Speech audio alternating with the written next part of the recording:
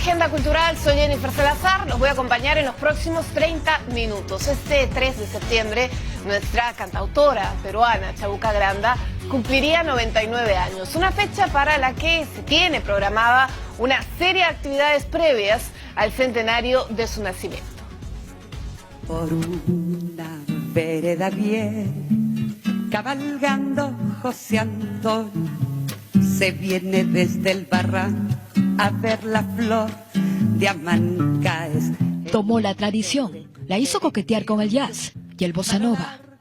Su genialidad adelantada a su tiempo llevó nuestra música a un nivel superior que forma parte del lenguaje musical de los peruanos. Y descubrí que las mujeres podíamos hacer canción popular porque escuché a Connie Méndez, una señora venezolana invalorable que cantaba la geografía de su país. Y las canciones que se usaban en mi época eran terribles, decían, ven que necesito verte desesperadamente. Y me di cuenta que las mujeres podíamos contar sobre un caballo, sobre un farol, sobre un puente. Y así comencé. María Isabel Granda Larco, más conocida artísticamente como Chabuca Granda, cumpliría este 3 de septiembre 99 años. La creadora de inmortales valses como La Flor de la Canela, Puente de los Suspiros, Fin Estampa, entre otras composiciones musicales, nació el 3 de septiembre de 1920 en la mina de oro Cotabambas, en la provincia de Grau, en Apurímac. Su fama como compositora alcanzó en 1953 nivel nacional, cuando el conjunto Las Chamas grabó su tema La Flor de la Canela. Déjame que te cuente, limeño, déjame que te diga la gloria del ensueño que evoca la memoria. Durante 3 décadas alternó haciendo dueto con el guitarrista Óscar Avilés y percusionistas como Carlos Caitro Soto. Hizo una gira por casi todas las capitales de América Latina y España. Aquí la vemos en su incursión en el cine en 1967. Ella interpreta Fin Estampa en el film Bromas S.A., una coproducción peruano-mexicana. No sonriera, más hermoso ni más luciera, caballero, que yo andara andar, reluce y la será andar. Hablar de Chabuca Granda es mencionar a la crema innata de la música peruana, la cumbre máxima, nuestra representante en palabras mayores. Su influencia en la nueva generación de artistas de la canción criolla es indudable. Así lo cuenta Fabiola de la Cuba. ¿Qué significa para ti, para tu carrera, Chabuca Granda? Claudia, determinar que yo esté en la música peruana, porque fue su voz, su estilo y su obra la que a mí me enamoró, y fue ella quien me hizo voltear a mirar, a escuchar, a conocer la música peruana, con una genialidad en el momento de decir, ¿no? Tanto lo que sale como poesía, como su propia voz y esa fuerza impactante, ¿no? Por eso es un genio, Chabuca Granda, es un verdadero genio de nuestra música y de nuestra poesía, ¿no? ¿Cómo será mi piel junto a tu piel?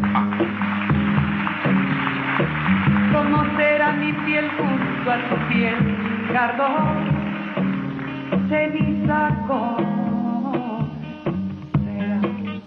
A puertas de celebrar los 100 años de su nacimiento, la Asociación Cultural Chabuca Granda anuncia una serie de actividades que se realizarán desde el 3 de septiembre de este año a diciembre del 2020. Las actividades, por ejemplo, las arrancamos el día 3 de septiembre con una romería y misa que vamos a hacer en el Cementerio del Ángel a las 12, todos están invitados. Luego nos vamos a trasladar a la Alameda, Chabuca Granda, en el centro de Lima, donde a partir de las 4 de la tarde el municipio de Lima está preparando una serie de actividades que van a terminar con una retreta a cargo de la Policía Nacional en la misma Alameda, pero a la vez en simultáneo a las 7 de la noche el día 3, en 8 distritos de Lima van a haber retretas a cargo de las Fuerzas Armadas anunciando el centenario. Es así que la Municipalidad Provincial de Grau, en Apurímac, donde nació Chabuca Granda, programa actividades en el mes de noviembre.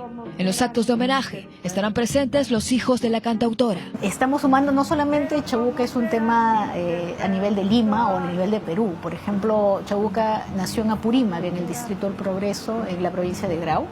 Y allí ya tenemos programadas actividades. En noviembre de este año, que se cumple los 100 años de la provincia de Grau, donde nació Chabuca Granda, van a hacerle un homenaje allí. Y de hecho los hijos, los herederos de Chabuca Granda van a estar presentes. Un programa de actividades que van desde concursos de danza y teatro, conversatorios y musicales, que involucran a distintos aliados, entre entidades públicas, privadas, entidades educativas y la población. Pero así también, por ejemplo, el Ministerio de Cultura, que es el principal aliado de la celebración por el centenario, tiene una serie de actividades como la publicación de una investigación a profundidad también sobre la vida y obra de Chabuca Granda, que va a ser en julio, pero además hay un ciclo muestras, exhibiciones, conversatorios, elaboración de documentales, un ciclo de cine. El país celebra uno de sus máximos íconos de la cultura y la música. Celebraciones a las que todos estamos invitados a acudir, cantando en plazas y calles. Jazmines en el pelo y rosas en la cara airosa, caminaba la flor de la canela, derramaba lisura y azul. Bueno, y para esta gran celebración, el Ministerio de Cultura ha presentado oficialmente las distintas actividades que se van a realizar. El programa anual de actividades conmemorativas por el centenario del natalicio de Chabuca Granda. ¿Por qué me dejaste aquí cuando? El Perú se prepara para celebrar los 100 años del natalicio de la compositora y cantante María Granda Larco, más conocida como Chabuca Granda. La labor de ella, dando a conocer el país y queriendo a su país como lo ha querido y como nos ha enseñado a amarlo, es necesario que se le conozca y que realmente se conozca la obra y que perdure. Como todos los grandes creadores, son un misterio, o sea, ¿de dónde sale la creatividad? ¿De dónde sale el genio del poeta, del creador? ¿No? Entonces, en realidad tenemos que darle gracias a Dios de haber tenido a una persona como Chabuca Granda que pudo hacer las cosas que hizo, pudo crear las cosas que hizo, pudo atrapar el sentimiento, ¿no? de esos, digamos, de esas ideas, ¿no? Durante la presentación del programa anual de actividades conmemorativas, el ministro de Cultura reconoció con la Orden del Sol de manera póstuma a Chabuca Granda por su impresionante legado musical y gran aporte al Perú. Nunca un artista peruano ha recibido esa condecoración. Entonces, a través de su hija, ¿no es cierto?, estamos haciendo entrega póstumamente, obviamente, ¿no?, de un reconocimiento que es absolutamente singular. El legado artístico de Chabuca Granda incluye más de 100 canciones grabadas. La Flor de la Canela, Fina Estampa y José Antonio son las composiciones más reconocidas. También nos ha dejado temas inéditos, poemas e incluso guiones para cine y teatro. Bueno, distintas actividades las que se van a desarrollar camino a los 100 años del natalicio de una de las grandes compositoras peruanas y que, claro, ciñen, ilustran la identidad de nuestro país a través de la música. Recordemos que toda la obra musical de Chabuca Granda es patrimonio cultural de la nación. Este es un año importante. De otro lado vamos a hablar sobre este año, que es el Año Internacional de las Lenguas Originarias. Y en ese sentido, la escritora Teresina Muñoz Nájar, junto a miembros de las comunidades de la Amazonía, presentan el libro de Nuestra Selva. Esta es una colección que reúne 4 cuentos bilingües en lenguas originarias y también en castellano.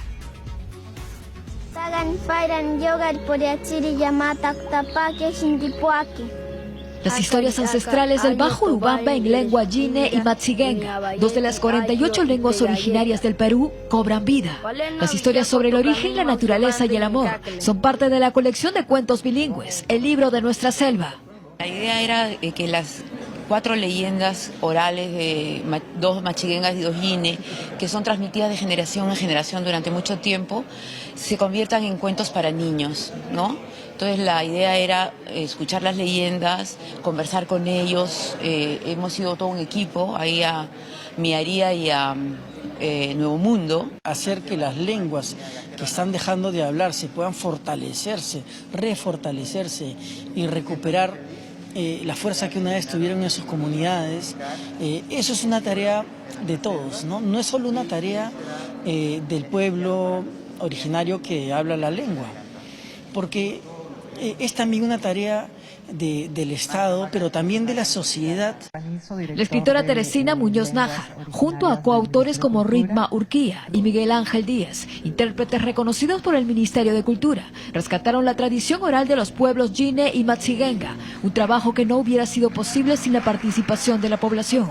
Nosotros queremos hacerles revalorar a los estudiantes que cambien su mentalidad, que hablando su lengua originaria, revalorando su cultura, va a tener mayor oportunidad que el que habla solamente una sola lengua. Este libro va a ser dirigido para el distrito de Megantoni, y en el distrito de Megantoni hay 4 lenguas que se hablan: Matseyenga, Ashaninka, Yines, Nandi y Caquinte. Y por lo cual este libro va a ir a todos los nación Matseyenga. Huancalo, la araña tejedora, es uno de los cuentos del libro. La publicación forma parte de la iniciativa que impulsa Plus Petrol, a fin de reconocer y poner en valor las lenguas de la Amazonía peruana.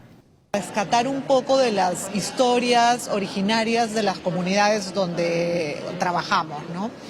Historias que son parte de su cultura, que han venido escuchando desde sus abuelos, sus padres, y ahora puedan tenerlos como un material también educativo y que los haga sentirse identificados y orgullosos de sus lenguas, ¿no? Los cuentos pueden leerse en lenguas originarias y castellano. Puede descargar la colección gratuitamente en www.lenguaslegendarias.pe. Bueno, más adelante vamos a conversar sobre cómo se han desarrollado esta colección en lenguas originarias. Pero vamos a seguir hablando del tema, y es que los organizadores de la Feria Internacional del Libro promueven la enseñanza de las lenguas nativas de Cusco a niños, adultos y visitantes. Los escolares son los más entusiastas con revalorar nuestros idiomas, pues aprenden rápidamente según la Dirección Desconcentrada de Cultura de esta ciudad. Cada 2 semanas en el mundo se extingue una lengua originaria.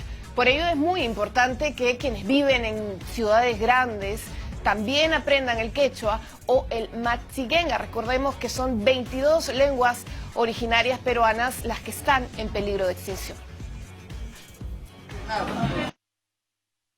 Ñawi, ojo. Senka es nariz.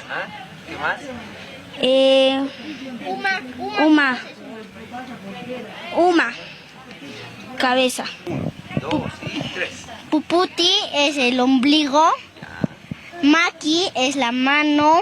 Moco, la rodilla. Bueno, queremos compartir con ustedes la historia de un peruano que realmente es digno de resaltar. En 3 horas con 44 minutos, el huancabelicano Eduardo Villanueva Taipe batió récord llegando a la cumbre del volcán Misti.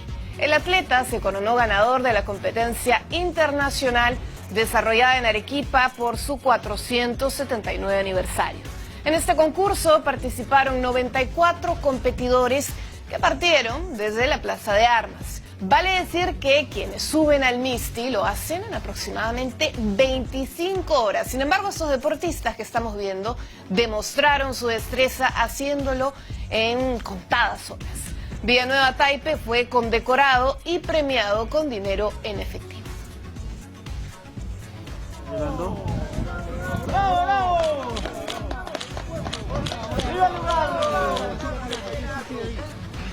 El primer lugar, el señor. Bien, amigos, vamos ahora al norte del país. La caleta del Ñuro es el paraíso natural de las tortugas y avistamiento de ballenas. Los pescadores fomentan este atractivo turístico. El Ñuro es una caleta de la provincia de Talara. Es conocido por ser el paraíso natural de las tortugas, pero además crece turísticamente por el avistamiento de ballenas jorobadas y lobos marinos.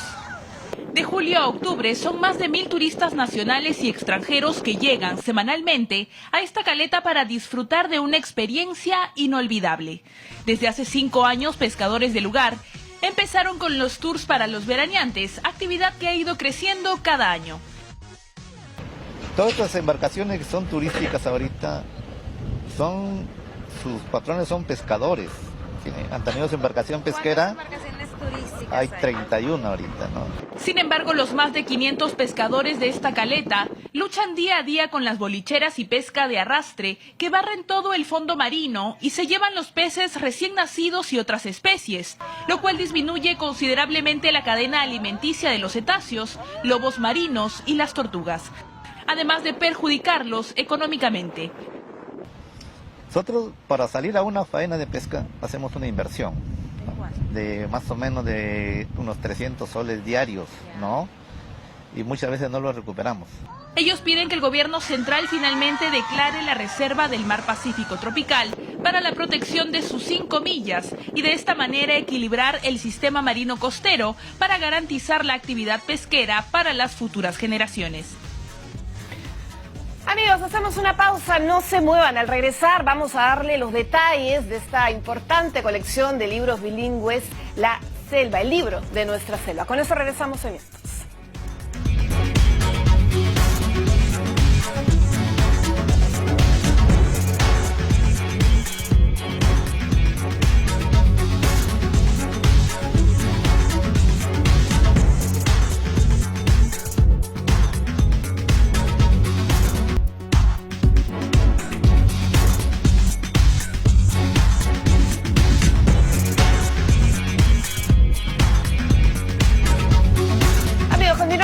Información, gracias por acompañarnos. Tal como lo comentábamos antes de la pausa, vamos a hablar de esta colección importante que lo que busca es revalorar nuestras lenguas originarias. Recordemos que este 2019 es el Año Internacional de las Lenguas Originarias, un país como el nuestro tan diverso, no solamente en nuestras lenguas, 48 lenguas, 55 pueblos, y lo que se busca con este tipo de iniciativas es llegar a los más niños para reconocernos en nuestra diversidad. Para hablar de este tema, de esta iniciativa, tenemos dos invitadas. Nos acompaña Mónica Galvez, quien es gerente de comunicaciones de Pluspetrol, en donde se gesta esta iniciativa muy importante. Y también Ritma Urquía, quien es coautora y traductora de uno de estos 3 cuentos. Muchísimas gracias por acompañarnos. Bienvenidas. Un poco, Mónica, esto está enmarcado en una campaña Lenguas Legendarias. Sí. Explícanos un poco en qué consiste. Sí, bueno, nosotros venimos trabajando en realidad en Pluspetrol ya hace más o menos unos 3 años en todo lo que es rescate de las lenguas originarias. Comenzamos haciendo unos cortos, hace algún tiempo unos cortos audiovisuales con los jóvenes de las comunidades, y ahora estamos con este proyecto que ha sido sumamente satisfactorio y importante para nosotros. Como bien decías, dentro del marco del Año de las Lenguas Originarias, hace ya varios meses quisimos trabajar esta colección de cuentos bilingües para niños basados en las historias o tradiciones orales de las comunidades Yine y Machillenga del Bajo Urubamba, en Cusco. Estamos acá con Ritma, ella es de la cultura Yine, de la comunidad de Miaría, y lo que hicimos en realidad fue acudir a las comunidades y buscar la ayuda y el apoyo de gente como Ritma, que además son traductores oficiales del Ministerio de Cultura, para que nos contaran un poco estas tradiciones orales que han ido pasando ancestralmente desde los abuelos, los padres, hasta los niños, pero que mayormente se han mantenido en una tradición oral, ¿no? Lo que queríamos era justamente plasmarlos de una forma que pudieran permanecer y ser un registro palpable, ¿no? Y que no se pierda en el tiempo, que es lo que se busca cuando hablamos de preservar nuestras lenguas originarias. Tenemos estos 4 cuentos. Ritma, usted es coautora de uno de estos 4 cuentos y que explica un poco, por ejemplo, bueno, es importante contextualizar al público porque estos cuentos explican la cosmovisión y explican, por ejemplo, el que me parece interesante, en el cual usted es coautora, cómo se gesta esta tradición de tejer en sus comunidades. Muy buenas tardes, gracias por esta invitación de este canal TV Perú. Y de esta manera estamos difundiendo también nuestra cultura Yine que existe en nuestro Perú.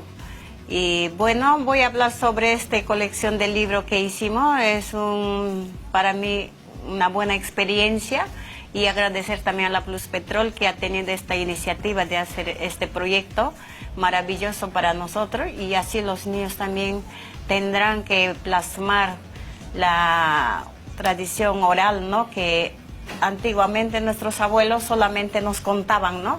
Cuando hacíamos nuestro trabajo cotidiano en las noches, ya sea en la pesca, todo, pero ahora ya lo tenemos escrito como un registro que ya no se va a desaparecer.